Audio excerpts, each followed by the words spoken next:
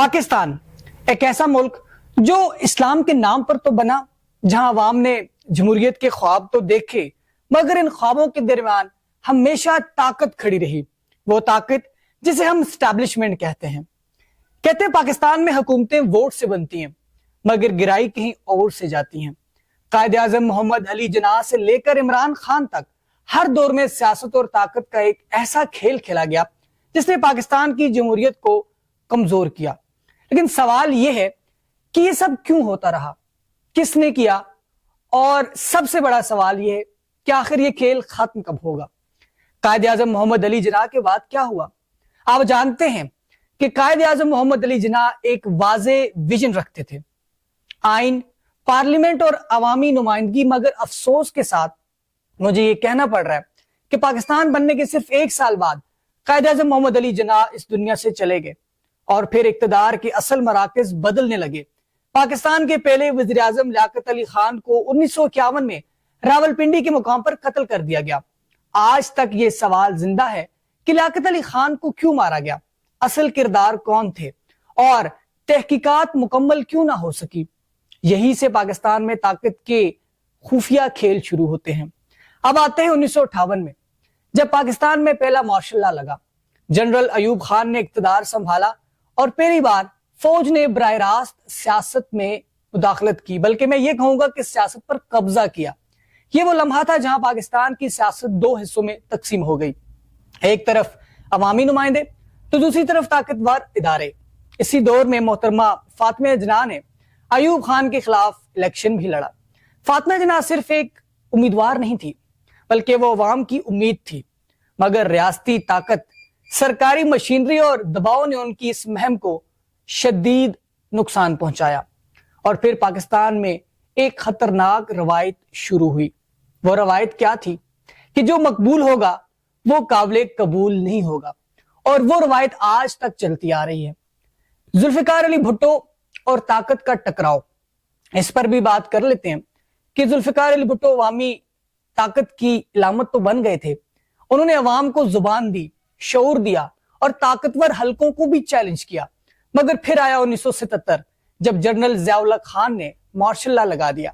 भुट्टो को गिरफ्तार किया गया, मुकदमा चला और फिर एक मुंतखब वज़ीर आज़म को फांसी दे दी गई। आज भी दुनिया भर के कई माहिरीन और सियासी मुबस्सिरीन इस फैसले को अदालती कत्ल कहते हैं। यह सिर्फ एक शख्स की फांसी नहीं थी, ये पाकिस्तान की जमहूरियत को दिया जाने वाला एक पैगाम था।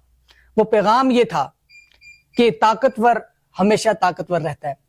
बेनजीर की बात ना की जाए तो फिर गलत होगा। बेनजीर, नवाज शरीफ, बार बार पॉलिटिकल इंजीनियरिंग होती रही और ये खेल चलता रहा। एक तरफ बेनजीर तो दूसरी तरफ नवाज शरीफ। हुकूमतें बनती रही, टूटती रही।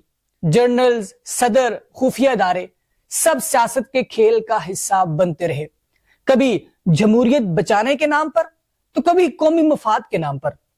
मगर नुकसान हमेशा पाकिस्तान का हुआ। फिर आया 1999, जब जनरल परवेज मुशर्रफ ने इक्तदार संभाला और एक और मार्शल लॉ लगा दिया, बल्कि पाकिस्तान का कानून तोड़ दिया। एक बार फिर जमहूरियत कमजोर पड़ गई। फिर पाकिस्तान की सियासत में एक नया नाम उभरा, इमरान खान। बहुत से लोग ये कहते हैं कि इमरान खान को इब्तिदा में एस्टैब्लिशमेंट की हिमायत हासिल थी, मगर फिर ताकत का ये निजाम उनके खिलाफ खड़ा हो गया और आज इमरान खान का हाल आपके सामने है। इमरान खान पर दर्जनों मुकदमात बने, पार्टी क़यादत जेल में रही, कारकुनान गिरफ्तार हुए, मीडिया पर पाबंदियां लगी। एक बार फिर वही सवाल, क्या पाकिस्तान में वाकई अवाम की हुकूमत चलती है या फैसले कहीं और से आते हैं? इस सवाल का जवाब तो आप बखूबी जानते हैं, लेकिन इस खेल का नुकसान किसको हुआ? महंगाई, बेरोजगारी, अवाम की मुश्किलात। जब भी सियासत कमजोर हुई, पाकिस्तान कमजोर हुआ। जमहूरियत जब भी गैर मुस्तहकम हुई, इदारे मुतनाज़े हुए, मईशत तबाह हुई, सरमायाकारी रुकी और अवाम महंगाई में पिसते रहे। दुनिया आगे बढ़ गई और पाकिस्तान सियासी जंगों में उलझा रहा। लेकिन एक सवाल यहां पर यह भी है कि क्या सिर्फ एस्टैब्लिशमेंट अकेली जिम्मेदार है? नहीं। क्या सियासतदानों की गलतियां नहीं है? क्या करप्शन नहीं हुई? क्या जाती मुफादात को कौमी मुफादात पर तरजीह नहीं दी गई? बिल्कुल। पाकिस्तान का मसला सिर्फ एक इदारे का मसला नहीं है, बल्कि ये एक ऐसे निजाम है جہاں ہر طاقتور فریق اپنے حصوں کی طاقت چاہتا ہے اور نقصان صرف عوام اٹھاتی ہے۔ آپ سوچ رہے ہوں گے کہ یہ کھیل ختم کب ہوگا؟ جب آئین سب سے طاقتور ہوگا، جب ووٹ کو عزت واقعی اور صحیح معنوں میں ملے گی، جب ادارے اپنی حدود میں رہ کر کام کریں گے، اور جب سیاستدان اپنی اصلاح کریں گے، اور جب عوام شخصیت پرستی سے نکل کر اصولوں کو سپورٹ کرے گی۔ یاد رکھیں، پاکستان کو طاقت کی جنگ نہیں، پاکستان کو صرف مضبوط جمہوریت ہی بچا سکتی ہے، کیونکہ تاریخ نے یہ ثابت کیا ہے کہ ماشاء اللہ وقتی ہو سکتا ہے مگر قومیں ہمیشہ جمہوریت سے مضبوط ہوتی ہیں۔ پاکستان صرف طاقتور لوگوں کا نہیں، یہ 24 کروڑ عوام کا ملک ہے، اور شاید اسی دن تبدیلی آئے گی جب فیصلے بند کمروں میں نہیں، عوام کی ووٹ سے ہوں گے۔ اب تک کے لیے اتنا ہی، اجازت دیجیے، اللہ حافظ۔